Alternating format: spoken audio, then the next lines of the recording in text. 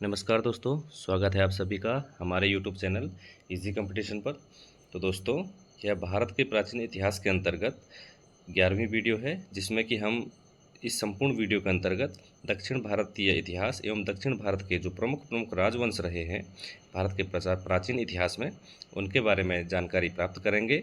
जिसमें कि संगम काल, चेर साम्राज्य, चोल साम्राज्य, पांड्य साम्राज्य, पल्लव राजवंश, चालुक्य राजवंश एवं राष्ट्रकूट राजवंश के बारे में हम मुख्य रूप से जानकारी ग्रहण करेंगे। तो दोस्तों, वीडियो की शुरुआत करते हैं। तो दक्षिण भारतीय इतिहास के बारे में हम थोड़ा सा देख लेते हैं। दक्षिण भारतीय इतिहास का जो कालखंड है, यह 100 ईस्वी से 1200 ईस्वी तक का रहा है भारतीय प्राचीन इतिहास के अंतर्गत। और इस अध्ययन की दृष्टि से दक्षिण भारत के इतिहास को दो अलग अलग कालखंडों में विभक्त किया गया है। जिसमें कि पहला कालखंड है संगम काल, जो कि 100 ईस्वी से लेकर 300 ईस्वी तक के समय को कहते हैं। इस कालखंड में दक्षिण भारत में चेर, चोल तथा पांड्य शासकों ने राज किया था। और जो दूसरा कालखंड है दक्षिण भारत का, वह 500 ईस्वी से लेकर 1200 ईस्वी तक माना जाता है। इस कालखंड में पल्लव राजवंश, राष्ट्रकूट राजवंश, चालुक्य राजवंश तथा चोल राजवंश ने दक्षिण भारत पर मुख्य रूप से राज किया था। तो हम आगे बढ़ते हैं और संगम काल के बारे में बात कर लेते हैं। तो दोस्तों, जो संगम काल था, संगम का अर्थ होता है सभा, और यह एक संस्कृत भाषा का शब्द है। प्राचीन समय में दक्षिण भारत में तमिल कवियों के द्वारा अनेक सभाओं का आयोजन किया जाता था, और इन सभाओं में कवियों द्वारा साहित्य की रचना की जाती थी। इसी साहित्य को संगम नाम कह दिया गया, और यह संगम साहित्य भी कहलाता है।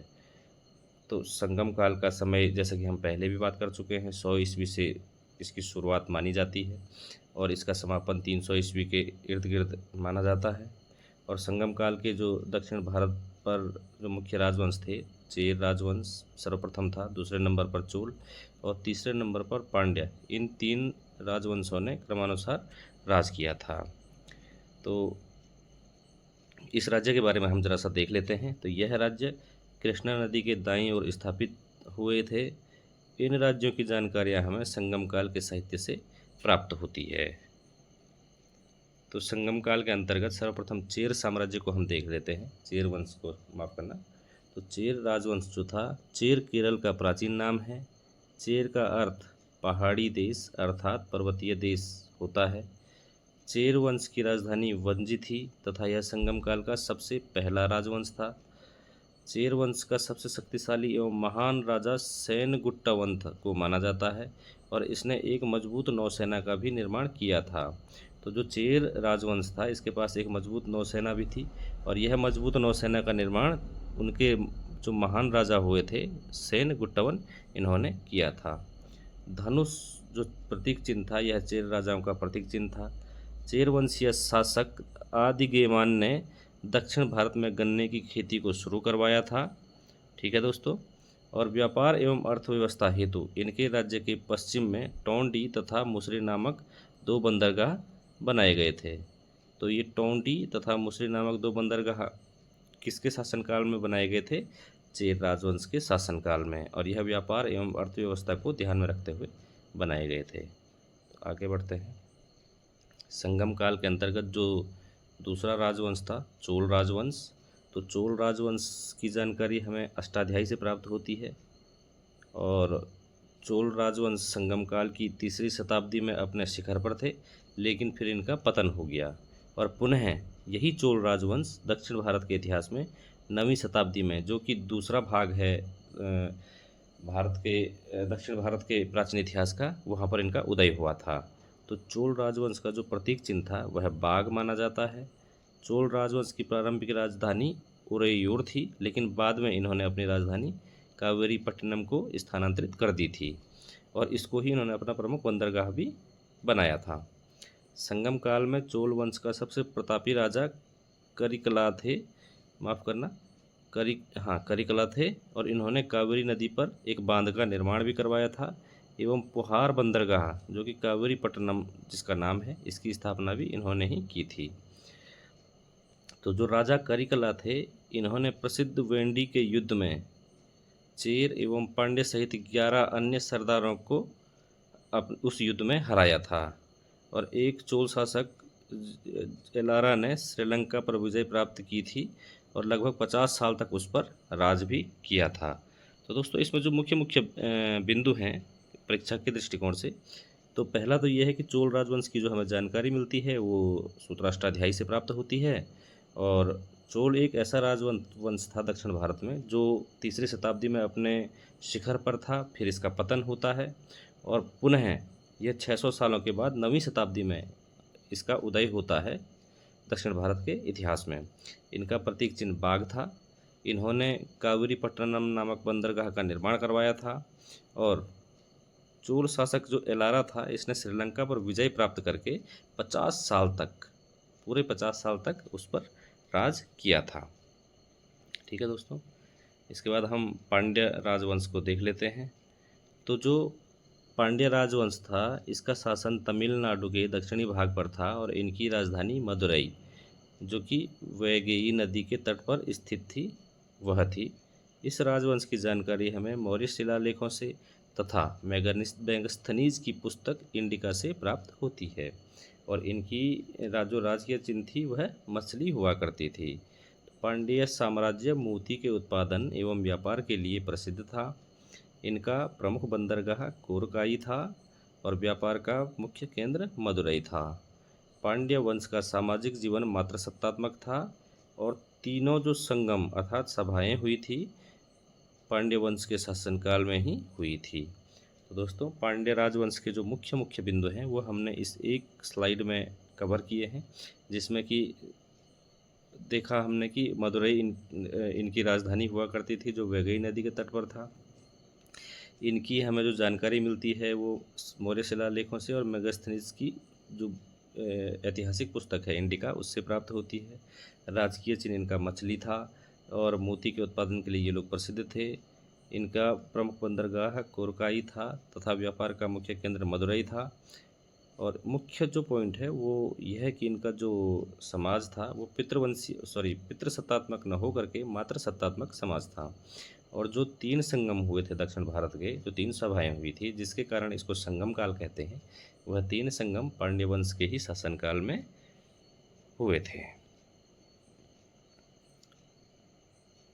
इसके बाद हम पल्लव राजवंश के बारे में बात कर लेते हैं। तो पल्लव राजवंश की स्थापना सिंह विष्णु ने करी थी। किसने करी थी? सिंह विष्णु ने करी थी। तथा इस वंश का कालखंड लगभग 575 ईस्वी से लेकर 896-97 ईस्वी तक माना जाता है। और पल्लव वंश की जो राजधानी थी वो कांचीपुरम थी, वर्तमान तमिलनाडु, तथा इसकी राजभाषा संस्कृत थी। तो जो पल्लव राजवंश था इसका संस्थापक कौन था? सिंह विष्णु था और इनकी राजभाषा संस्कृत मानी जाती है। इसके बाद हम सिंह विष्णु के बारे में बात कर लेते हैं। तो इन्हें पल्लव वंश का वास्तविक संस्थापक माना जाता है। किरातार्जुनीयम के रचयिता महाकवि भारवी इन्हीं के दरबार में रहते थे। और सिंह विष्णु वैष्णव धर्म का अनुयायी था। इन्होंने सम्मिलित रूप से चेर, चोल एवं पांड्य राजाओं को हराकर अवनी सिंह की उपाधि धारण की थी। तो दोस्तों यह पेपर में 1 लाइनर क्वेश्चन बन सकता है कि किस राजा ने अवनी सिंह की उपाधि धारण की थी? तो वह थे सिंह विष्णु। कौन थे? सिंह विष्णु। इसके बाद पल्लव राजवंश के अंतर्गत ही नरसिंह वर्मन द्वितीय के बारे में देख लेते हैं। तो जो मंदिर निर्माण एवं स्थापत्य कला का संपूर्ण विकास हुआ था वह नरसिंह वर्मन द्वितीय के काल में ही हुआ था। 10 कुमार चरित्र के लेखक महाकवि दंडी नरसिंह वर्मन द्वितीय के ही दरबारी कवि थे। किसके दरबारी कवि थे? नरसिंह वर्मन द्वितीय के। यह एक शांत राजा था, शांतिप्रिय राजा था तथा इसका शासन पल्लव वंश का सबसे शांत काल माना जाता है। क्योंकि स्वयं ही शांत राजा था तो इसलिए पल्लव वंश का सबसे शांत काल भी अब माना ही जाएगा। इसके अलावा कांचीपुरम के कैलाश मंदिर, जिसको कि राज सिद्धेश्वर मंदिर भी कहते हैं, इसका निर्माण भी नरसिंह वर्मन के शासनकाल में ही हुआ, नरसिंह वर्मन द्वितीय के शासनकाल में। और इसके बाद नंदी वर्मन द्वितीय राजा बना। इसके शासन में बैकुंठ पेरुमाला मंदिर तथा मुक्तेश्वर मंदिर का निर्माण हुआ था। इसके बाद अगला राजा अपराजित वर्मन हुआ था। इस वंश का यह प्रमुख अंतिम राजा माना जाता है। इसको माना कर देना दोस्तों, माना जाता है। ठीक है। इसके बाद हम चालुक्य वंश को देख लेते हैं। चालुक्य वंश की कुल 3 शाखाएं थी। अर्थात चालुक्य 3 अलग अलग वंशों के अलग अलग स्थान पर राज किया था। अर्थात कि जो चालुक्य वंश था, इसकी जो 3 अलग अलग शाखाएं थी, उन 3 अलग अलग शाखाओं ने दक्षिण भारत में अलग अलग स्थानों पर राज किया। तो उनको देख लेते हैं। जो पहले हैं वातापी चालुक्य, जिनको कि बादामी चालुक्य भी कहते हैं। इसके जो संस्थापक थे वो जय सिंह थे। दूसरे थे कल्याणी के चालुक्य, इसके संस्थापक तैलप द्वितीय थे। और तीसरे थे वेंगी चालुक्य, इसके संस्थापक राजा विष्णुवर्धन थे। तो ये सिंपल सा है दोस्तों कि चालुक्यों की 3 शाखाएं थी, वातापी, कल्याणी और वेंगी। इनके संस्थापक जरूर अलग अलग हैं, लेकिन यह मुख्य है। वातापी जगह का नाम है, कल्याणी भी जगह का नाम है और वेंगी भी जगह का नाम है, क्योंकि इन लोगों ने यहाँ अलग अलग शाखाओं के माध्यम से राज किया, इसलिए वातापी चालुक्य, कल्याणी चालुक्य और वेंगी चालुक्य ये लोग कहलाए। अभी हम आगे इनमें के साथ चर्चा करेंगे डिटेल में। तो अब हम देख लेते हैं। जिनकी राजधानी का नाम वातापी था उन्हें वातापी चालुक्य कहते हैं और इनके संस्थापक जयसिंह जी थे। वातापी चालुक्य वंश का सबसे जो शक्तिशाली राजा था वो पुलकेशिन द्वितीय था। ठीक है, तो पुलकेशिन द्वितीय के बारे में हम देख लेते हैं। यह वातापी वंश का सबसे प्रतापी राजा माना जाता है। इसने कदम्ब वंश, गंग वंश एवं पुष्यभूति वंश राजा हर्षवर्धन को हराकर परमेश्वर की उपाधि धारण की थी। पुलकेशिन द्वितीय पल्लव वंश के राजा महेंद्र वर्मन प्रथम पर आक्रमण कर उसे पराजित करने वाला राजा था। और ऐहोल का जो अभिलेख है, इससे हमें पुलकेशिन द्वितीय की जानकारी प्राप्त होती है। तो पुलकेशिन द्वितीय ने मुख्यतया राजा महेंद्र वर्मन को भी आक्रमण करके उसके साथ युद्ध करके उसको पराजित किया था और परमेश्वर की उपाधि पुलकेशिन द्वितीय ने ही धारण करी थी। यह वातापी चालुक्य वंश का सबसे प्रतापी राजा था और इसकी जानकारी हमें ऐहोल के अभिलेख से प्राप्त होती है। ऐहोल अभिलेख दक्षिण भारत के राजवंश से संबंधित है। इस वंश का जो अंतिम राजा था वो कीर्तिवर्मन द्वितीय था तथा दंती दुर्ग नामक राजा ने इसे हराकर राष्ट्रकूट वंश की स्थापना की थी। तो राष्ट्रकूट वंश का संस्थापक कौन माना जाता है? दंती दुर्ग माना जाता है। इसके बारे में हम आगे चर्चा करेंगे। तो अभी आगे बढ़ते हैं। तो जो कल्याणी चालुक्य है उनके बारे में देख लेते हैं। कल्याणी चालुक्य वंश की स्थापना तैलप द्वितीय ने की थी। इन्होंने हैदराबाद के कल्याणी में अपनी राजधानी को स्थापित किया था, कल्याण में, इसलिए इनको कल्याणी चालुक्य कहलाते हैं ये लोग। और यह राजवंश वास्तुकला तथा कन्नड़ साहित्य हेतु प्रसिद्ध है। कल्याणी चालुक्य वंश का सबसे शक्तिशाली राजा विक्रमादित्य सिक्स था। विक्रमादित्य छठवां था, वह कल्याणी चालुक्य वंश का सबसे शक्तिशाली राजा माना जाता है। तो विक्रमादित्य सिक्स ने इसके राज में विलहण तथा विज्ञानेश्वर रहा करते थे। यह भी उस समय के प्रसिद्ध कवि हैं। तो कल्याणी चालुक्य वंश का जो आखिरी राजा था वह सोमेश्वर छठवां था। ठीक है दोस्तों, तो कल्याणी चालुक्य, इसमें मुख्य एक ही प्रश्न है कि कल्याणी चालुक्य वंश की स्थापना किसने करी थी? वह तैलप द्वितीय था। और कल्याणी वर्तमान में कहाँ पर स्थित है? हैदराबाद में। अब हम वेंगी के चालुक्यों के बारे में बात कर लेते हैं। तो जो पुलकेशिन द्वितीय था, इसने वेंगी जीतकर अपने छोटे भाई को यहाँ का राजा घोषित किया था और इनकी राजधानी वेंगी थी, जिस कारण इन्हें वेंगी के चालुक्य कहा जाने लगा। तो विष्णुवर्धन की धर्मपत्नी आयना महादेवी ने विजयवाड़ा के जैन मंदिरों का निर्माण करवाया था। जो ये वेंगी के चालुक्य थे, इनको पूर्वी चालुक्य वंश भी कहते हैं।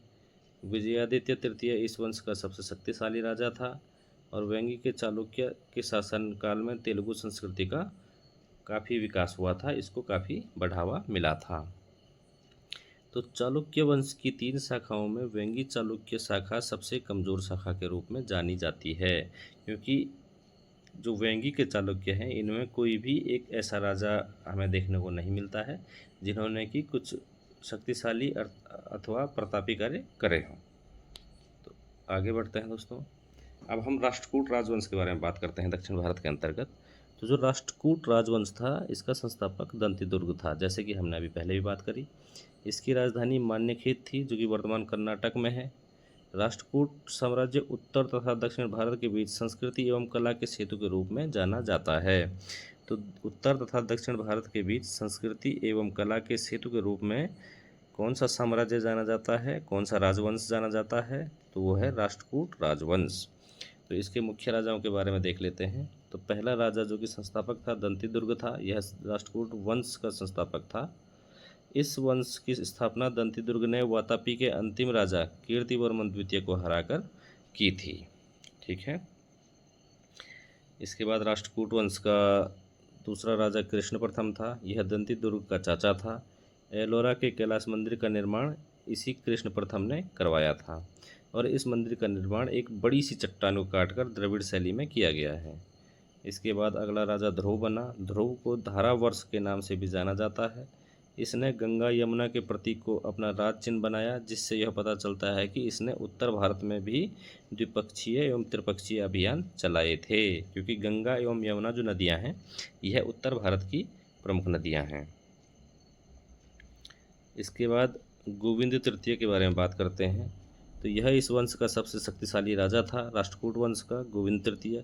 इसने पांड्य एवं पल्लव जैसे राजवंशों को युद्ध में हराया था। इसके बाद अमोघ वर्ष के बारे में बात करते हैं। तो अमोघ वर्ष इस वंश का सबसे प्रतापी शासक माना जाता है। इसने कविराज मार्ग नाम से एक काव्य की रचना कन्नड़ भाषा में की थी, कविराज मार्ग के नाम से, और इसके गुरु का नाम जिनसेन था, जो कि एक जैन गुरु थे, जिससे यह प्रमाणित होता है कि अमोघ वर्ष ने जैन धर्म अपनाया था और यह जैन धर्म का अनुयायी था। इसने तुंगभद्रा नदी में समाधि के द्वारा देह त्याग कर दिया था। किसने? अमोघ वर्ष ने। तो राष्ट्रकूट का कौन सा राजा था जिसने नदी में समाधि के द्वारा अपने देह त्याग करे थे? वह अमोघ वर्ष था। इसके बाद कृष्ण तृतीय राजा बनता है और इसने राजा बनने के तुरंत बाद तंजौर एवं कांची पर आक्रमण कर लिया एवं उन्हें जीत भी लिया था। इसने स्वयं को अकाल वर्ष की उपाधि से धारण करवाया था, विभूषित किया था कृष्ण तृतीय ने। कन्नड़ भाषा के प्रसिद्ध कवि एवं शांति पुराण के लेखक कवि पौन्न कृष्ण तृतीय के दरबार में रहते थे। इसने तक्कोलम के युद्ध में चोल राजा प्रांतक प्रथम को हराया था। ठीक है दोस्तों। और राष्ट्रकूट वंश का जो अंतिम राजा था कर्क द्वितीय था, जिसकी अयोग्यता के कारण इसकी हत्या करके तैलप द्वितीय ने कल्याणी चालुक्य वंश की नींव रखी थी। तो यह चालुक्यों के साथ ही इंटीग्रेटेड है, इसीलिए इसको इसी एक वीडियो के अंतर्गत समझाया गया है, ताकि विद्यार्थियों को और जानकारी प्राप्त करने वालों को, कंपटीशन की तैयारी करने वालों को किसी प्रकार की समस्या न हो, समझने में कॉन्सेप्ट क्लियर रहे। आगे बढ़ते हैं। तो राष्ट्रकूट जो वंश था इसकी स्थापत्य कला के बारे में बात करते हैं। तो राष्ट्रकूट राजाओं के समय स्थापत्य कला मंदिर निर्माण का उन्नत समय माना जाता है। इन्होंने द्रविड़ शैली तथा बसर शैली का विकास किया। एलिफेंटा तथा एलोरा की गुफाओं का निर्माण राष्ट्रकूटों ने किया था। एलोरा के अंदर 34 गुफाओं का निर्माण किया था, जिनमें क्रम 1 से 12 तक बौद्ध धर्म की गुफाएं स्थित हैं, 13 से 29 तक हिंदू धर्म की गुफाएं स्थित हैं एवं 30 से 34 तक जैन धर्म की गुफाएं बनाई गई हैं। अर्थात जो एलोरा के अंदर 34 गुफाएं हैं उनमें सबसे ज़्यादा गुफाएं हिंदू धर्म की हैं और सबसे कम गुफाएं जैन धर्म की बनाई गई हैं।